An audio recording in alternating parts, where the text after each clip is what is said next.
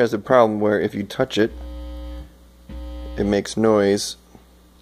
However, if you touch here, the noise kind of goes away completely. And I notice that if I touch both, it's not nearly as bad as if I just touch one. So that tells me that there's got to be a grounding problem right here. And when I flipped it, when I opened it up, I noticed that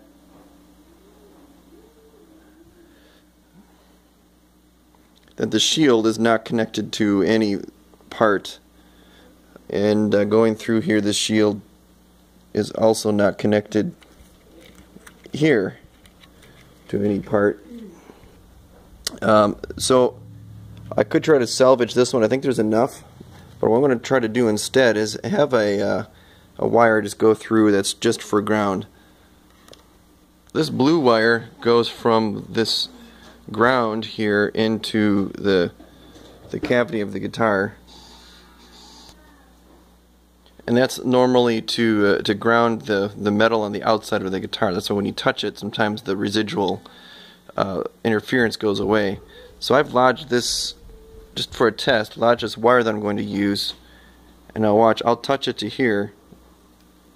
If you can hear, the noise goes away. So now even if I touch this switch with that ground connected, there's not the same noise as before. And one more comment is, ideal wiring practice, you wouldn't go take the ground to all of these points one by one. You would instead have a single point, maybe choose this point and take the time to have every ground go to one point.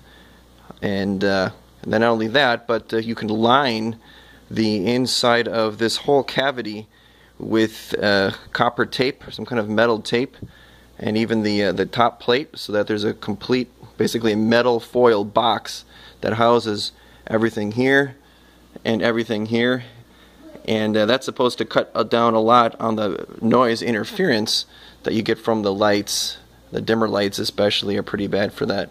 So that's another project. I'm just going to do the ground and see how that works. I went around for a walk here and got this, stole this from one of the neighbors so that I can hopefully pull this wire through.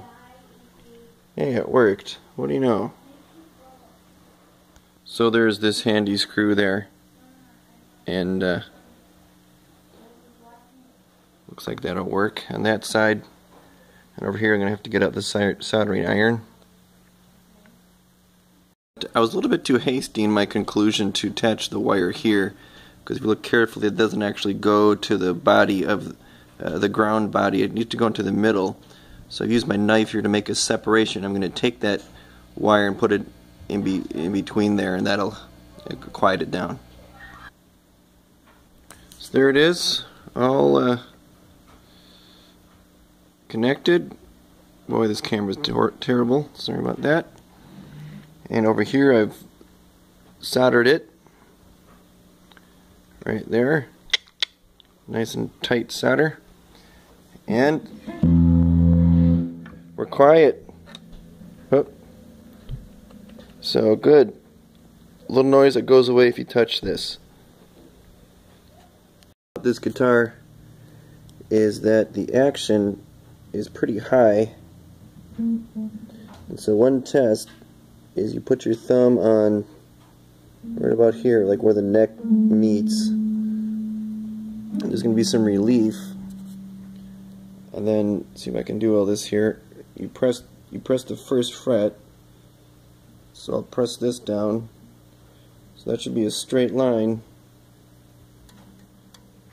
And then you see how much bow there is in the neck. And there's measurements, but I can tell it's very much. It's a lot on all of the strings. And so that's what the truss rod is for. And so this one has the truss rod up here.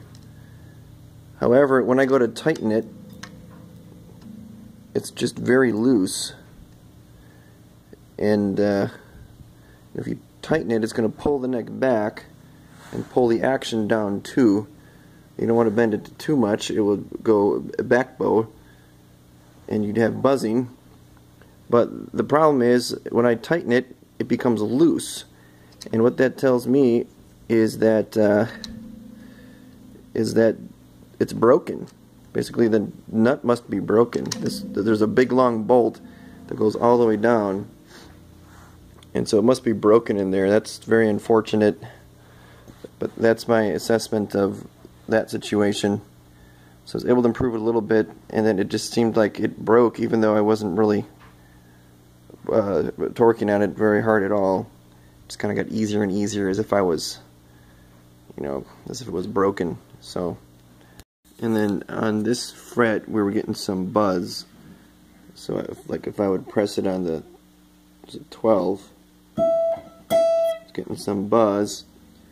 And I found out that with this fret rocker here, that there was a lot of rocking up upon that one, and so that means it was high. And actually, a lot of these are a little bit bad, but comparing some of the different frets, as I took a piece of paper, you should be able to slide a piece of paper up to the fret that you're pressing, and that was not possible before on this fret here. It was very difficult to slide a normal piece of paper. So that's why I kind of got to work on that one, taped it off so I wouldn't get too bad, and then took my tools like this. I really don't have all the right tools, but I have this thing, and so between that and then finish it off with some steel wool, and all the time protecting it so you don't scar the guitar. Seems to be a little bit better. That, along with raising the counterclockwise to raise this up a little bit, and it seems like it's a little bit better.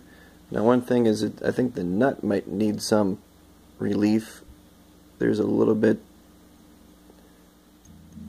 kind of a lot of relief, I should say. The nut might need to be lowered here. This side's okay, just very little bit, but then these higher strings seems like it's an excessive